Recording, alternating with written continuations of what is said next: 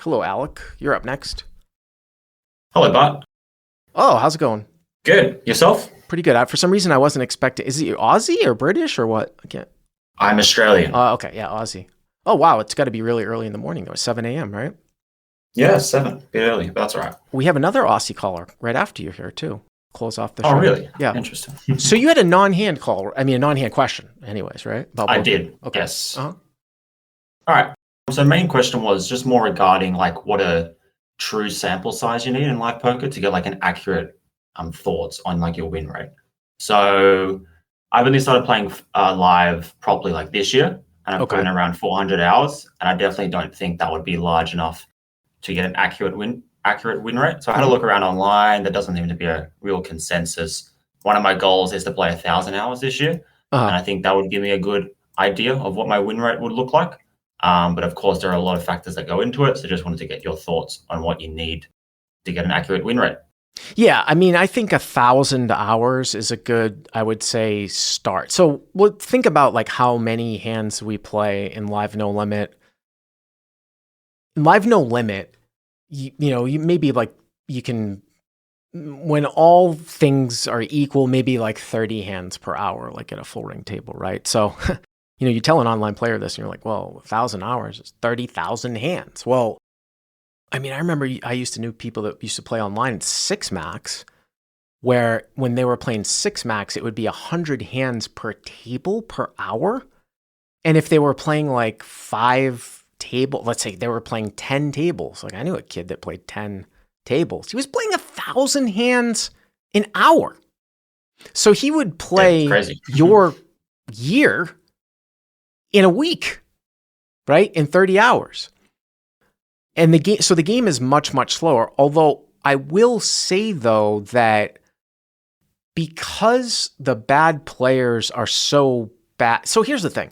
I think the larger your win rate is overall, I don't know if you could just, I'm going to try to put this, let me try to think about this the way that I want to put this. The larger your win rate is, the less likely it is that a smaller sample size would be an outlier or be outside of standard deviations away from the mean. So when you run a lot of bad players, when you stick a lot of bad players, like in live poker at a table, and there are several bad players that are losing 5 big blinds per hour, 10 big blinds per hour, something like that, where you achieve your win rate, you don't need as large of a sample to, I think, approach your true win rate within a certain range, within a certain confidence. Whereas, if you were, say, playing online, like in a tough game, where your win rate might only be like 1 or 2 big blinds per, say, like 100 hands, you would need a much larger sample to get an exact win rate. Do you follow what I'm saying? Sure. So like, I guess the higher your win rate, the more confidence you can have that it's closer to your true win rate. Right. But the question is how would I know that this is my actual win rate, right? Because I'm new to poker, right? I'm new to poker. I think that 1,000 hours, and it goes into like, the actual mathematical meaning of variance. And I hope I'm saying this correctly for any of you math guys. People use the term variance as a replacement for like variance, meaning like, oh, like how much I'm going up and down over a certain sample, right? Like, do I swing? What are my swings? They use the term variance for like swings, right? And my understanding is that the larger your win rate, the less variance you will have. Or the less variance larger when less variance you have, but your standard deviation is larger. So it gets quite complex, but I know that wasn't inevitably what your question was. I think 1,000 hours is definitely a fair sample size. You might even be able to get away with looking at something at like 500 hours. The thing is that a lot of people get really, really tied into like their win rate. And I always give a giggle, like I know people just do it. I know Michael G's done it to me too, and I would just giggle, and sometimes I'll give him shit. They're like, oh, I took a trip to Vegas and I played 50 hours and I won $3,000. So my win rate was $60 per hour. Sure, your win rate was $60 per hour. It means nothing. Absolutely nothing. And for a lot of people, it doesn't matter what your win rate is. The only time that I would be super, super concerned about this is if you were possibly in a situation where we had the youngster call and I went on that financial rant about debt, where you were actually trying to plan something out, where you're like, I've got this option of taking this job, or I want to play poker for this amount of time, I'm trying to figure out how much money I can make. Is my sample really like large enough to have confidence that my win rate is within a certain range, right? Like I'm getting 7 big blinds per hour as a win rate. Like how much of a sample do I have? Where is it actually, like what's the confidence that I can have that my win rate's actually between 6 and 8? You know what I'm saying?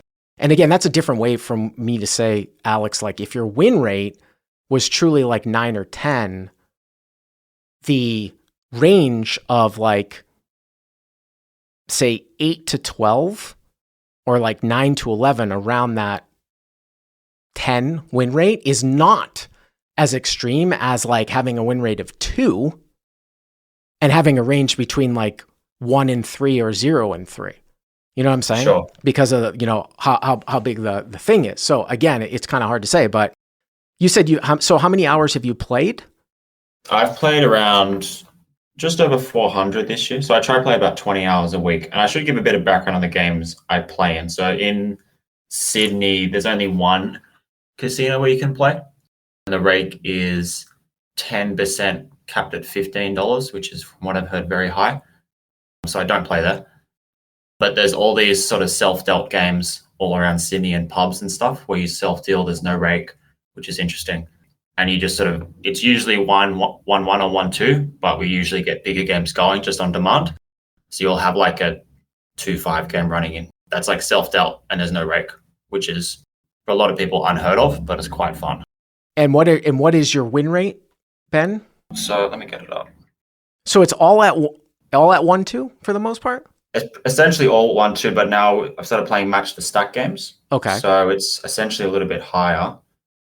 In 1-1, which I've considered now 1-2, because it's a $200 cap, and it's essentially plays like 1-2. The win rate is 36 an hour. $36. And then, yeah. And then in the match the stack games, it's like 55. By the way, the fact that you're doing this in dollars, you're giving me your win rate in dollars, is actually the right way to look at live poker, because do people who give win rates for live poker in big blinds, the problem with doing that is you don't account for the buy-in amounts, right? And the fact that like on paper, like if you had a standard set of rules like online poker has where it's like 100 big blind and just 2 blinds, right? Then you can sort of standardize like win rates for big blinds. But if you're playing in a 1-3, 100 to 300 game in California where the max buy-in is 300 versus a 1-3, usually 6 match the stack game, like our first call, Brad, where it's at 2,500. And most importantly, the first raise size is more like 6-7x. It's really about dollars per hour. Now, the game that you're playing, is it some sort of raked game or what? No, it's all, there's no rake. There's no rake. Well, that's great. Yeah. I mean, because part of the, I know and I've heard that, Australia has really high rakes in their games, but I was going to say part of the whole, the whole thing when you play very, very like micros is that the rake is a huge, huge consideration of that.